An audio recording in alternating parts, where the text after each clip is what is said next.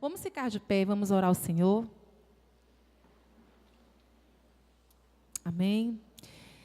E agora eu queria que eu sei que você já tem feito isso desde a hora que você chegou, mas se você ainda não conseguiu, né, que você realmente agora, nesse momento, se desprenda, se desligue, foque agora no Senhor, aquele que é o autor e consumador da nossa fé, que é o mais importante nas nossas vidas, porque dele, nós dependemos somente dele, para a nossa alegria, para a nossa paz, para a nossa saúde, para a nossa salvação.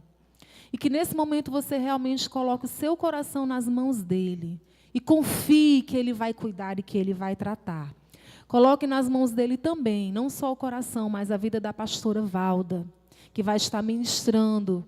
Como eu falei ontem, é uma grande responsabilidade. Ela estava aqui me falando que ela teve um sonho ontem, não é isso, pastor, antes de vir, e foi um tremendo sonho, ela tinha grandes dificuldades de chegar nesse lugar. Então, eu creio que no mundo espiritual existe uma luta muito grande para que ela não estivesse aqui, mas ela está aqui. E o Senhor vai usá-la com graça, com autoridade. Você crê nisso? Então, feche os seus olhos agora e vamos orar ao Senhor. Pai amado, Pai querido, coloco a vida da tua serva nas tuas mãos, Senhor.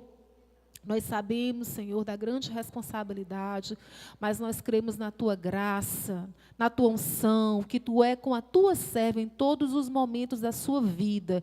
Que nesse momento agora, Senhor, não seja ela, mas tu a falar, Senhor, para as nossas vidas. E eis-nos aqui, Senhor, para receber aquilo que tu preparaste, Senhor. Estamos prontos, com o coração, com solo fértil, Senhor, para que a tua palavra frutifique nas nossas vidas, Pai. Em nome de Jesus, amém.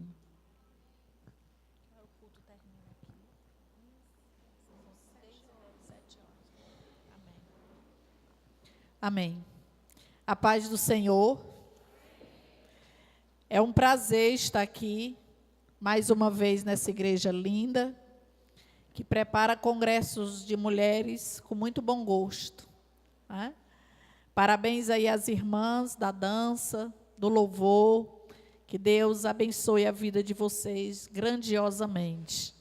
E que vocês continuem dando frutos para a glória de Deus.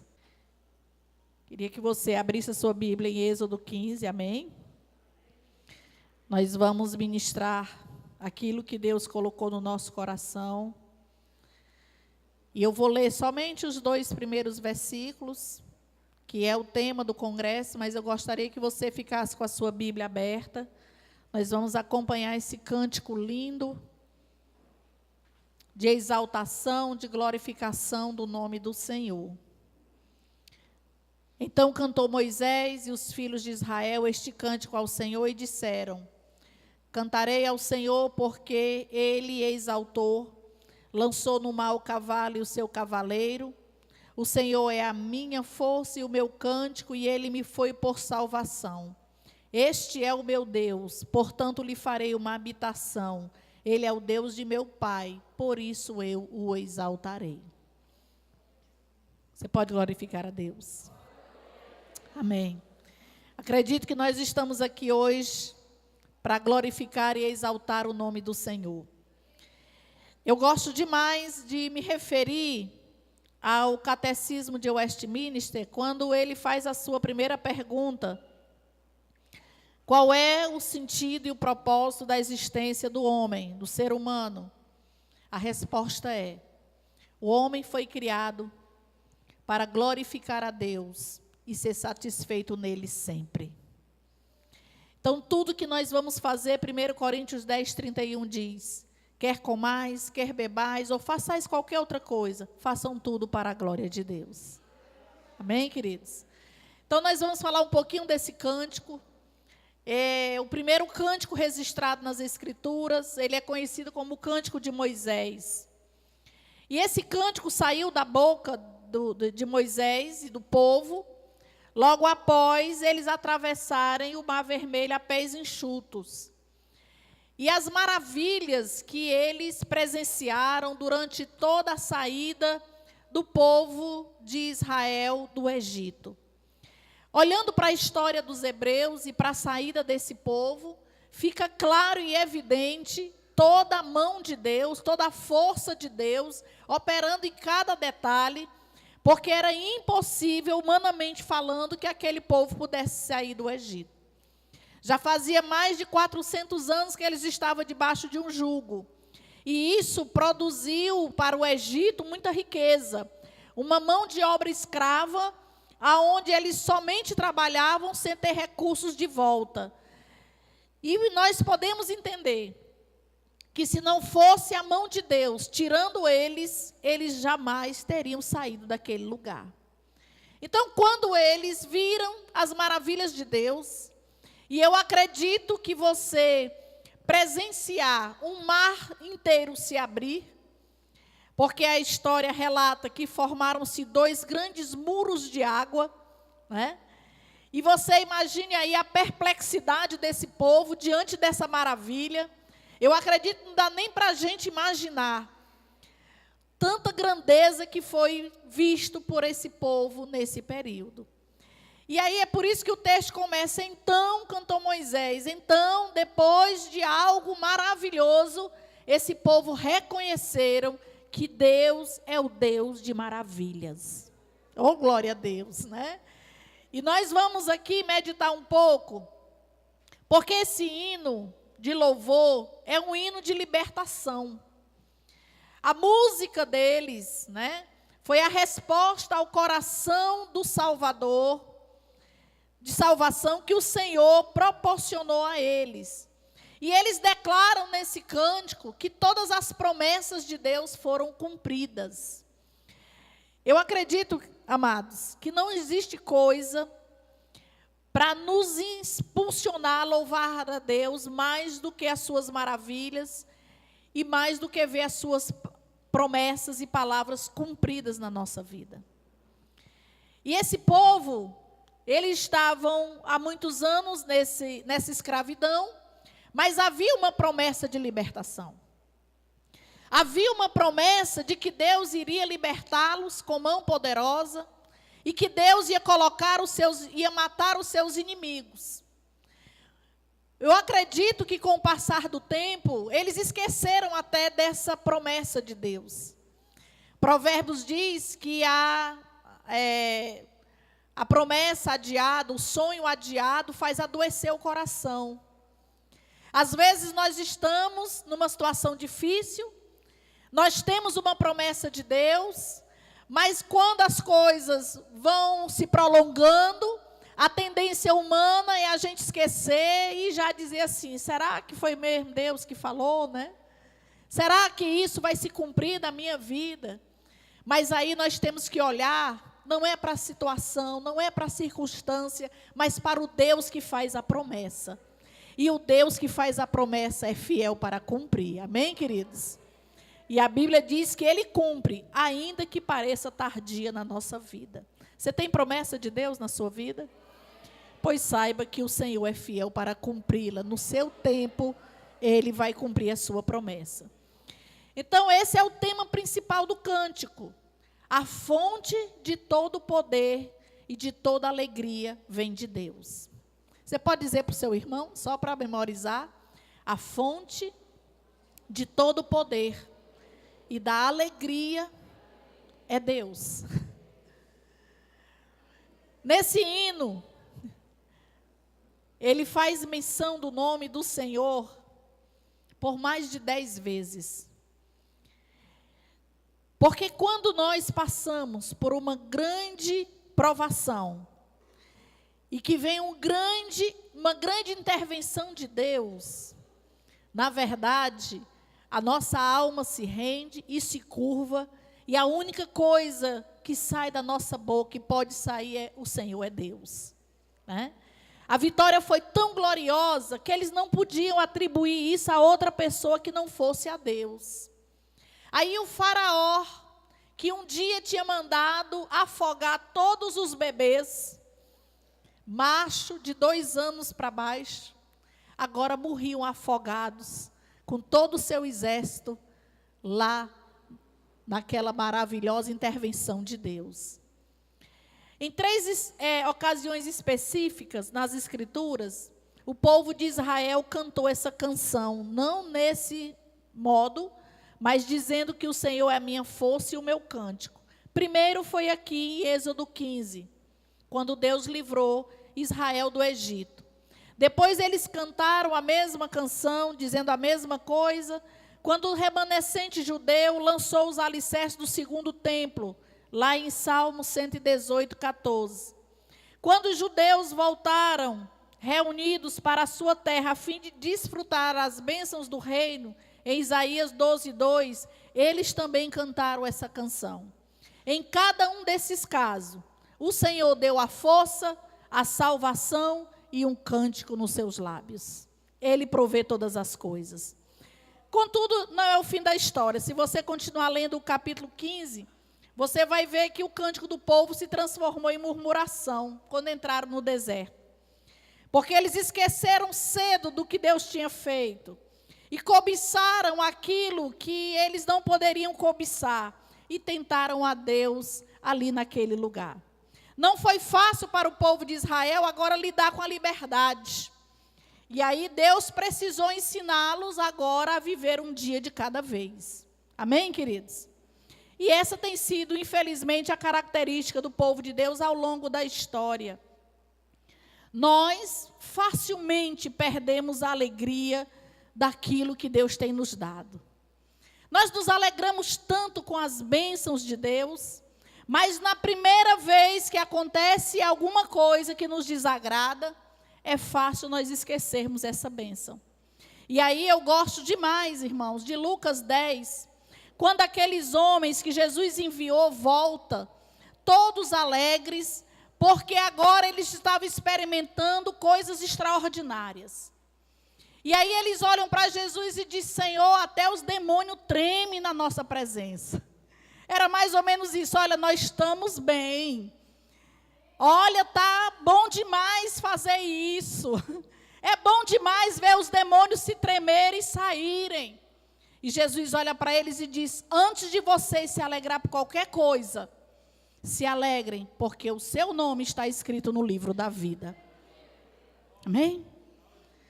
O povo de Israel expressou um cântico de vitória por causa da sua salvação.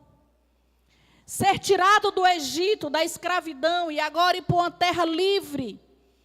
Isso foi um processo de salvação efetuado por Deus. Mas rapidamente eles esqueceram. No seu livro, Ladrões da Alegria, o pastor Hernandes Dias Lopes diz que a nossa alegria no Senhor pode ser roubada por ladrões que nós nem percebemos. Primeiro, ladrão da nossa alegria, as circunstâncias da vida. As circunstâncias chegam, muitas vezes sem avisar, e coloca a gente de ponta cabeça.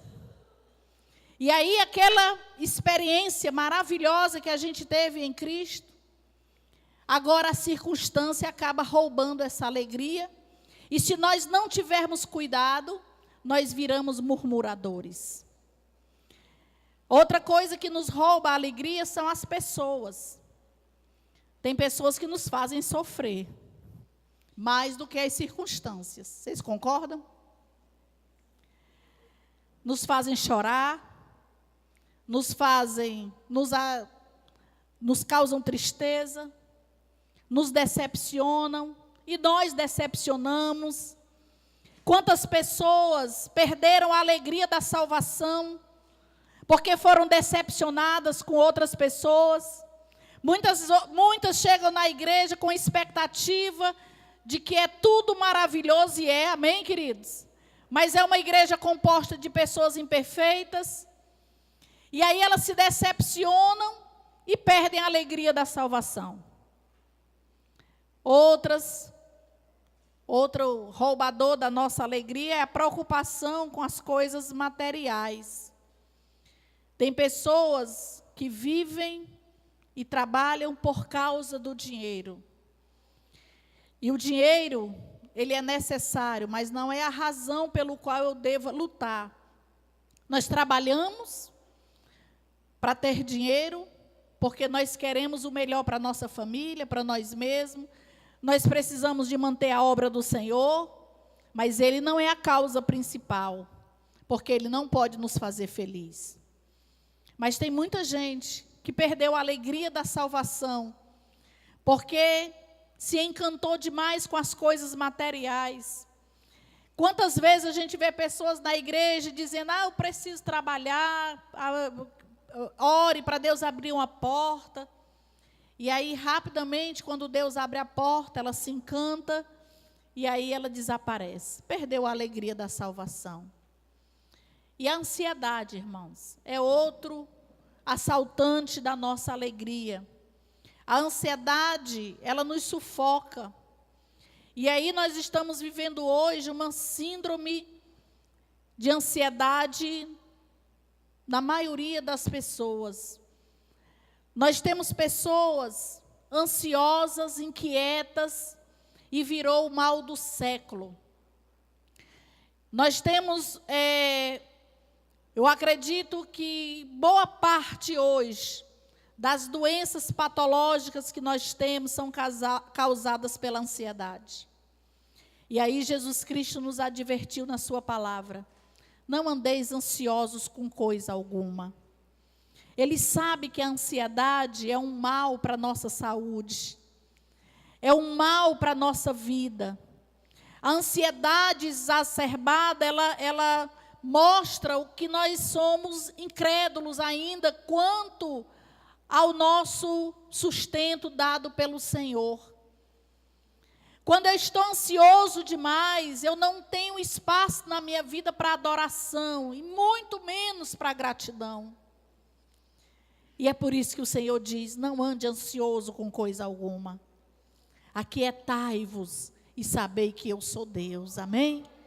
Esse é o conselho da palavra de Deus. E nós precisamos compreender isso, irmãos. Uma coisa que nós devemos aprender com o cântico de Moisés é que os atributos de Deus é que devem nos inspirar a louvar e exaltar o Senhor. Diga para o seu irmão: os atributos de Deus é que devem nos inspirar a louvar a Deus. Glória a Deus. Se você olhar para esse cântico, não tem outra coisa aqui a não ser Moisés e o povo exaltando os atributos de Deus. Nós precisamos compreender que o louvor, o culto, a adoração não é para mim, não é para você. É claro que nós saímos de casa numa expectativa de vir à casa do Senhor, e nós queremos louvar, receber uma palavra de Deus, mas nós estamos vivendo uma geração hoje que parece que o culto, ele é realizado para si, não para Deus. E aí a gente começa a falar: eu não gostei do louvor, não, eu esperava que fosse assim. Eu quero lhe dizer, amados, que nós estamos aqui para adorar ao Senhor, independente de qualquer coisa. Independente da sua situação, daquilo que você goste ou não, se a sua vida está tudo organizado ou não, nós louvamos a Deus pelo que Ele é, pelo que Ele faz e pelo que Ele vai fazer na nossa vida. São os atributos de Deus que nós devemos exaltar. E eu glorifico a Deus, porque graças a Deus, nas nossas igrejas de Leade, o nosso louvor é centrado em Deus. Porque o louvor era uma exaltação a Deus. Louvar significa dar elogios. E nós vamos elogiar o nosso Deus. E quantas coisas lindas tem para nós admirarmos no Senhor. Louvado seja Deus. O louvor, ele é a expressão de júbilo do povo de Deus.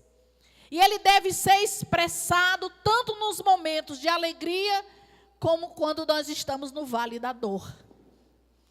E coisa difícil é louvar a Deus na dor. É muito difícil louvar a Deus na dor. Mas o nosso louvor, por que eu devo louvar na dor? E às vezes a gente vê a pessoa triste, sem ânimo para adorar. Não, é porque eu estou passando tanto problema, tanta dificuldade. E Deus deixou de ser Deus? Não deixou. Deus é Deus apesar de mim, amém? Apesar dos nossos problemas, Ele continua sendo Deus, amado. E nós devemos louvá-lo na alegria, na dor, em qualquer situação. Só abrindo um parêntese, né? A gente, no dia que o meu marido partiu para o Senhor, no sábado de manhã foi o sepultamento. E foi exatamente no meio de uma festa na igreja. E eu, naquele dia, à noite, no sábado, eu estava responsável pelo momento da separação dos diáconos daquela igreja. E eu entendo o carinho das pessoas, recebo com muita gratidão. E a família, todo mundo não vá, você não precisa estar ali. E eu sabia que eu não era indispensável. Eu não sou indispensável. Mas aquele momento ali, irmãos, a gente diz, e a gente prega, e a gente ensina que devemos louvar a Deus em qualquer situação. E eu disse, Senhor, eu não vou poder te louvar. Porque se eu deixar a minha dor superar a minha adoração, eu não vou ter resistência para outras situações difíceis na minha vida. E eu cheguei para minha mãe, e ela dizia, minha filha, não vá para casa hoje. Isso aqui é só um parêntese, viu, querido? Não vou falar de mim muito tempo, não. Mas é muito difícil você voltar para casa depois de você sepultar alguém tão íntimo. Mas eu disse, minha mãe, ou hoje, ou amanhã, ou depois, a dor vai ser a mesma. E eu vou encarar hoje. E eu fui para aquele culto, cheguei para o pastor Ivan e disse, eu vou fazer aquilo que era para mim fazer. Porque nós temos, irmãos, que aprender que Deus está acima da minha dor. Deus está acima do meu luto. O Mardoqueu falou da Êxila. Está todo mundo impressionado. E não era para nós nos impressionarmos de ver uma mulher adorando a Deus, mesmo depois de Deus ter levado o seu filho. Isso não era para os crentes se admirar, queridos. Não era. Porque o nosso Deus, Ele é maior do que todas as coisas. E eu sei que eu já também passei por isso. Deus levou um filho meu, não é fácil. Mas quando alguém diz, você perdeu um filho, eu de jeito nenhum. Perde um filho, quem perde para o diabo e o mundo. O Senhor levou, está na glória, eu não perdi. Na hora que a trombeta soar, o corpo deles vai ressurgir e eu vou me encontrar com todos eles. A Êxila tem essa esperança, irmãos. É fácil eu dizer, o Senhor é a minha força e o meu cântico. Na hora do júbilo, na hora do sucesso, na hora que aconteceu algo extraordinário que você esperava. Mas se o Senhor tocar em algo que você tanto ama, o que é que você vai fazer? Nós temos que continuar dizendo, Ele é a minha força e Ele é o meu cântico. Louvado seja Deus. O louvor deve ser a expressão de uma confiança inabalável de que Deus está no controle. Nós até cantamos aqui hoje, né? Deus no controle. Você tem certeza que Deus está no controle? Porque qual é a nossa tendência humana? Quando as coisas para nós saem do controle, dá a impressão que é porque Deus saiu do controle. E não é. Deus continua no controle de todas as coisas. O louvor é a manifestação da nossa alegria em Deus, mesmo quando as circunstâncias ao redor conspirem contra nós. Eu estive ontem num congresso de mulheres ali no Novo Maracanaú. O tema de lá era Mulheres com Propósito. Obrigada, meu amor. Eu levei o exemplo de duas mulheres que, para mim, foram mulheres que viveram com o propósito de glorificar e exaltar a Deus. Claro que tem inúmeras, mas a gente não pode discorrer sobre todas elas. Então, fora da Bíblia, eu escolhi Elizabeth Elliot. Não sei se vocês já ouviram falar nessa mulher, ela passou para o Senhor agora recentemente. Mas essa mulher, ela foi casada com um homem chamado Jim Elliot. E esse homem tinha um sonho, juntamente com mais 4 rapazes, de evangelizar uma tribo Auca no Equador. E na primeira vez que eles vieram ao Equador, em 1953, eles vieram para fazer uma logística, né, digamos assim, do local. Foi nesse período que ele casou-se, os outros jovens também se casaram. E em 1956, esses 5 casais voltam para o Equador, agora para ficar como missionários residentes naquele lugar, a fim de ganhar aquela tribo para Jesus Cristo. E você sabe o que foi que aconteceu? Eles foram atacados por 10 guerreiros dessa tribo e mataram os 5 homens, os 5 missionários. Você já imaginou aí, você passar por uma situação assim? E o que é que me chama a atenção na Elizabeth Elliot? Eles vieram sepultar os jovens, os corpos dos seus maridos, e essa mulher voltou para o Equador e passou 2 anos evangelizando a tribo que tinha matado o seu marido. E ela ganhou eles para Jesus. Isso, irmãos, é viver para a glória de Deus, é louvar a Deus, independente da circunstância, entendendo que Deus está no controle de todas as coisas. Amém? O louvor não é apenas um sentimento, ele não é uma emoção, ele é uma atitude de descansar em Deus e esperar na sua bondosa providência. Deus, ele não só tem poder, ele tem todo o poder. Todo. E Jesus Cristo de Nazaré, ao subir aos céus, ele diz isso: eis que todo o poder me foi entregue, em cima no céu e embaixo da terra. Amém, queridos? Davi declarou isso num cântico ao Senhor, em 1 Crônicas 29, ele diz assim: Tu és, Senhor, a magnificência e o poder e a honra e a vitória e a majestade. Porque teu é tudo que há nos céus e na terra. Teu é, Senhor, o reino, e tu exaltaste por cabeça sobre todos, e riquezas e glórias vêm de ti, e tu dominas sobre tudo, e na tua mão há força e poder, e na tua mão está o engrandecer e o dar força a tudo. De onde é que vem a sua força? Do Senhor. Amém? Nesse cântico, Moisés exalta a justiça de Deus. Ele vai falar que os inimigos do povo de Deus tinham desdenhado deles. E agora, no versículo 6, ele diz: Tu tem glorificado em poder a tua destra e tem despedaçados o inimigo.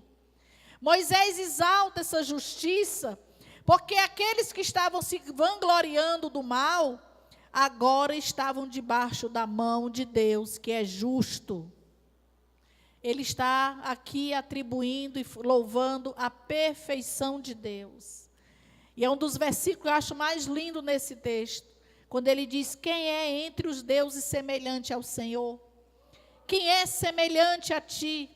Majestoso em santidade, terrível em feitos gloriosos e autor de maravilhas. Não há Deus igual a Deus. Deus é perfeito, irmãos. E essa perfeição de Deus é algo para nos maravilhar sempre. Por mais que nós queiramos elevar os homens, nunca, nunca, em nenhum lugar do universo, alguém foi comparado à perfeição de Deus. Ele é perfeito em santidade. Ele é perfeito em todos os seus atributos. O amor dele é perfeito. O poder dele é perfeito. A bondade dele é perfeita. A longanimidade dele é perfeita. A ira de Deus é perfeita. Ele é perfeito em todos os seus atributos. E nós devemos louvar a Deus por isso.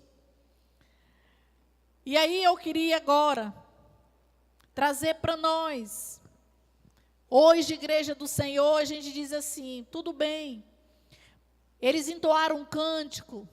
Eles foram salvos de forma milagrosa do Egito.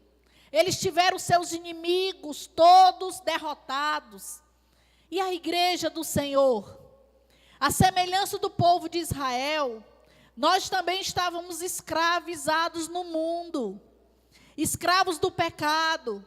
Mas Jesus Cristo, de forma excelente e grandiosa, nos alcançou e nos tirou de lá e nos colocou no reino do Filho do seu amor. Você pode glorificar a Deus por isso? Colossenses 2,14 diz isso, irmãos. Nós estávamos presos. Nós também não temos condição de nos salvar a nós mesmos. A salvação é uma obra de Deus.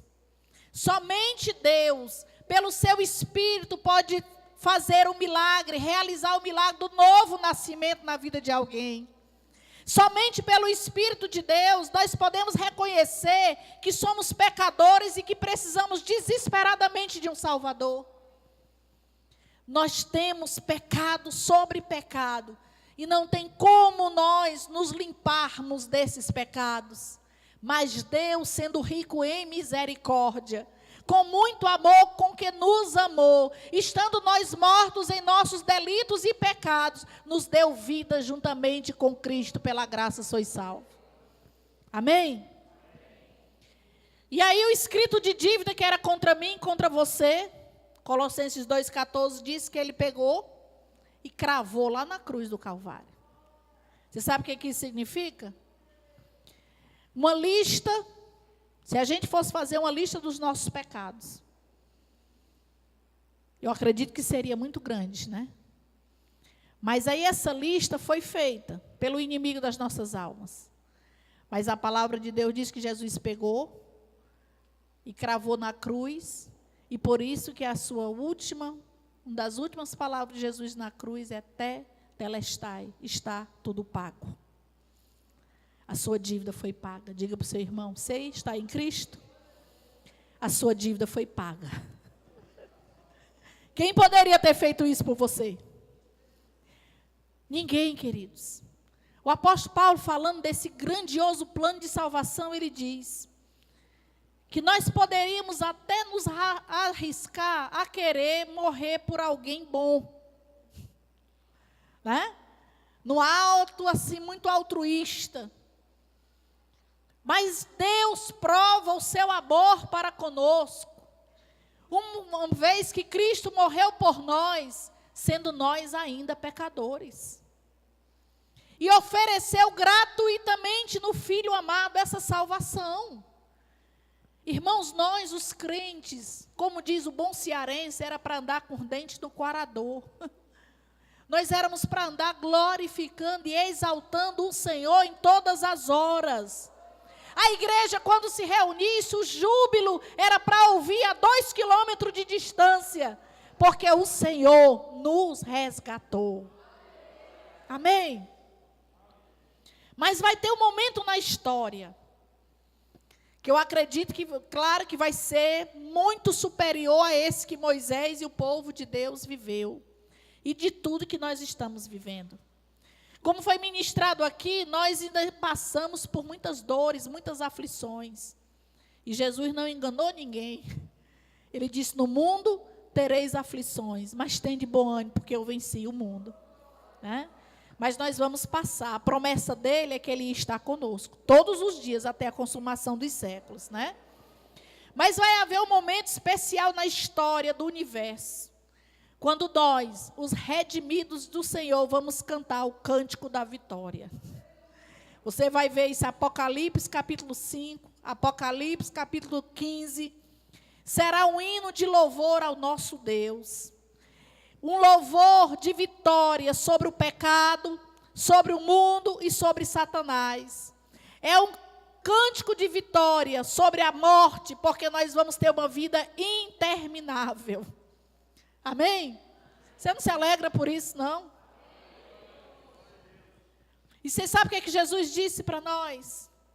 Ao vencedor, Eu lhe farei que se alimente da árvore da vida que se encontra no paraíso de Deus.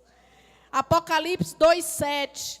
Apocalipse 3:21, ao que vencer, eu sentarei ele comigo no meu trono, e como eu venci, me sentei com meu Pai no meu trono. É o cântico dos vencedores, aleluia. Abra sua Bíblia em Apocalipse 15. É uma incrível jesuicidência. Êxodo 15 e Apocalipse 15.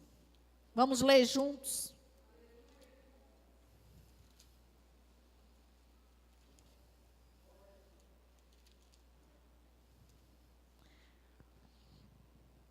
Versículo 3. Olha o cântico dos vencedores. E cantavam o cântico de Moisés, servo de Deus, e o cântico do Cordeiro, dizendo: grandes e maravilhosas são as tuas obras, Senhor, Deus Todo-Poderoso. Justos e verdadeiros são os teus caminhos, ó Rei dos santos. Quem não te temerá, ó Senhor? Quem não magnificará o teu nome? Porque só tu és santo. Por isso todas as nações virão e se prostrarão diante de ti, porque os teus juízos são manifestos. Que linda é a palavra de Deus, né, irmãos? Porque quando foi escrita, ela não foi escrita como nós conhecemos, dividida por versículos, capítulos. E é exatamente como o Êxodo 15, aqui está o cântico da vitória de todos os remidos no sangue do Cordeiro. E nós vamos estar, eu quero estar nesse cântico. Amém? João teve uma visão dos glorificados. E essa multidão era tão grande que ninguém podia enumerar, de todas as nações, tribos, povos, línguas e até cearenses no meio, né? Uma representação fiel, irmãos, de que Deus amou o mundo de uma tal maneira, que deu o seu Filho unigênito, para que todo aquele que nele crê não pereça, mas tenha vida eterna. Jesus não veio para um grupo seleto de pessoas, Ele veio para mim e para você, aleluia. Aí esses redimidos, nós estaremos vestidos de vestiduras brancas, representando a nossa pureza em Cristo, amém? Palmas nas mãos, celebrando a vitória. Aí João diz que esse povo, essa multidão, estava numa praça, diante de um mar de vidro, que representa também o mar que Moisés atravessou. E aí João chama-nos de vencedores. Vencemos pelo sangue do Cordeiro. E aí nós vamos viver tudo aquilo que o Senhor preparou para nós. Amém, queridos? O cântico do Cordeiro será o cântico dos redimidos. O cântico retrata o poder de Deus que ama os seus filhos. Assim como o cântico de Moisés exalta as maravilhas de Deus, os seus feitos poderosos, aqui também nós vamos cantar as maravilhas e os feitos do Senhor, né? E aí, por sua santidade, todos nós o adoraremos. O desejo do meu coração é que eu e você faça parte dessa multidão. O Cordeiro é digno. O Cordeiro é digno de ser cultuado hoje, aqui e agora. Pelo que Ele é e pelo que Ele fará. Apocalipse 5:9 diz que Ele com seu sangue comprou para Deus os que procedem de toda tribo, língua, povo e nação. As pessoas que não reconhecem o senhorio de Cristo, diz que o evangelho é um segmento radical e exclusivista. Mas a palavra deixa clara que Jesus Cristo morreu por todas as pessoas. E quem o aceitar, vai participar da vida eterna com Ele. Amém? Essa é uma das grandes diferenças, irmãos, entre a igreja e o mundo. A esperança do mundo não é a esperança que a igreja tem. E se a igreja começar a esperar como o mundo espera, ela não vai poder glorificar o Cordeiro hoje. E você e eu estamos aqui, irmãos, para entender que o evangelho ele é transformador. que a igreja não precisa temer a história, apesar dela estar repleta de juízos. O Criador do céu e da terra entregou a Cristo toda a autoridade. E aqueles que seguem a Cristo não passam desapercebidos do seu amor. Em seu hino, Castelo Forte, Martim Lutero disse o seguinte: a nossa força nada faz no mundo tão perdido, mas o nosso Deus socorro traz, por Cristo seu escolhido. Conosco está Jesus, o que venceu na cruz, Senhor dos altos céus, e sendo o próprio Deus, Ele mesmo triunfa na batalha. Verdadeiramente, o Senhor é a minha força e a minha canção. E nós precisamos viver isso dia após dia. Um dia após o outro. Entendendo que nós podemos contar sempre com a bondade, a misericórdia e a longanimidade de Deus. Com a sua providência. Em sustentar-nos com a sua mão poderosa. E somente Ele vai purificar o seu povo para estar com Ele nas regiões celestiais. Essa é a palavra de Deus para nós nessa tarde.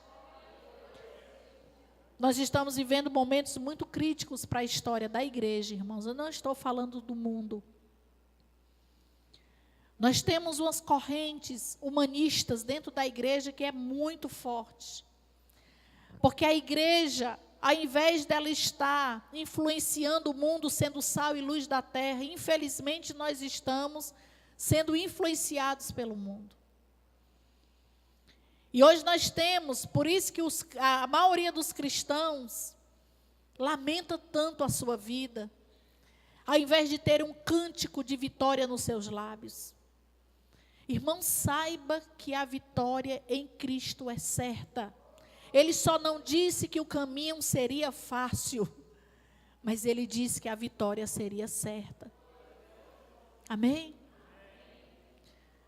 Eu gosto demais, não reparem, mas só para lembrar vocês, o hino 52 da harpa cristã.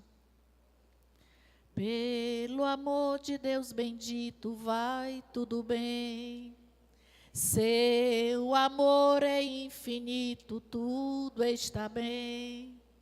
Esse amor nos tem provado em seu Filho muito amado, que por nós foi imolado, sim, sim, está bem. A fé canta na tristeza, vai tudo bem. Canta sim com firmeza, tudo está bem. Pois se Deus é quem nos guia, eternamente nos vigia, com bondade noite e dia, sim, sim, está bem. Oh, glória a Deus. Diz que um homem era casado com uma mulher murmuradora. Oh, corra difícil, né? E essa mulher se queixava de tudo e de todos, não tinha esperança para ela. E um dia ela acordou de manhã, o marido estava sentado na mesa para o café, de blusa preta, gravata preta, paletó preto, calça preta, meia preta. E a mulher assustou-se e disse: menino, quem foi que morreu? E ele disse: Deus. Tu é doido? Tu já viu Deus morrer? Deus não morre, só pode ter morrido, porque para se lamentar que nem você. A grande questão, você conhece verdadeiramente a Deus? Aqui o cântico de Moisés, ele disse, vou encerrar, viu, amados? Ele diz assim: este é o meu Deus. Isso é fala de quem tem intimidade com Deus. Porque, irmãos, nós podemos até frequentar um culto abençoado como esse. Nós podemos até servir na casa do Senhor. Nós podemos ter cargos, ministério, seja o que for, e não ter intimidade com Deus. E agora, a palavra de Deus diz lá em Salmos, que a santidade do Senhor é para aqueles, a intimidade do Senhor é para aqueles que o temem. Tem muita gente que está falando de Deus, mas não tem intimidade com Deus. Moisés é que ele diz: este é o meu Deus, portanto, eu lhe farei uma casa. Você sabe qual é a casa que Deus quer habitar? Eu e você. Quando Moisés diz: eu vou fazer dele uma casa, ele está dizendo: eu vou ser a sua habitação. E um dia Deus disse isso para Davi. Segundo Samuel. Quando Davi olha para aquele palácio, e ele pensa, eu acredito que fez uma retrospectiva da vida dele, parafraseando, Davi diz assim: meu Deus, eu sou tão pecador, e eu estou aqui num palácio desse, e a arca do Senhor não tem onde ficar. Eu já sei, eu vou construir uma casa para o Senhor. Boa pedida, né? Ele diz para Natã, o profeta, e Natã confirma e diz: faz tudo que está no teu coração, porque Deus é contigo. Natã vai para casa e Deus chama Natã para as conversas. E é mais ou menos assim: Natã, meu filho, quem foi que pediu a Davi para fazer uma casa para mim? Eu, Senhor, que o céu dos céus não pode me conter. Diga para ele que eu não habito em templo feito por mãos humanas. Diga a Davi que não é ele que pode fazer algo por mim, sou eu que fiz por ele. Eu que tirei ele lá da malhada, de trás das ovelhas, e botei ele no meio dos grandes, e fiz o nome dele grande. Ele acha que agora pode retribuir? Diga para Davi que eu estou interessado em fazer dele a minha casa. O Senhor tem uma habitação favorita, e essa habitação é você e eu. Este é o meu Deus, portanto eu lhe farei uma habitação. Ele é o Deus de meu pai, e eu o exaltarei. É isso que o Senhor quer de mim e de você. Quando alguém recebe Deus dessa forma, conhece Deus dessa forma, Deus verdadeiramente se torna a sua força e o seu cântico, continuamente.